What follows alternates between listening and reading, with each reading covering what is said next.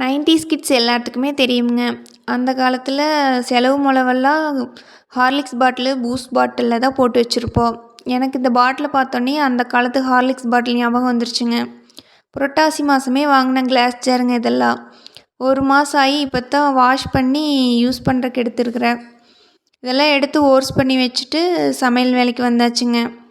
இன்றைக்கி நம்ம வீட்டில் பொழுதோட்டத்துக்கு அரிசியும் பருப்பும் சாப்பாடு தானுங்க. குக்கரில் எண்ணெய் ஊற்றி கடுகு பொரிஞ்சது 2 கை சின்ன வெங்காயம், 2 கொத்து கருவேப்பிலை தழை, ஒரு சின்ன தக்காளி போட்டு தாளிச்சுட்டுக்கோணுங்க.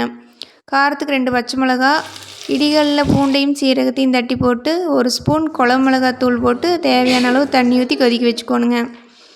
தண்ணி கொதிச்சதையும் அரிசியும் பருப்பையும் போட்டு 1 ஸ்பூன் நெய் ஊற்றி மூடி வச்சு ஒரு 3 விசில் விட்டால் போதுங்க. கம கமன்னு அரிசியும் பருப்பும் சாப்பாடு ரெடி ஆயிரு.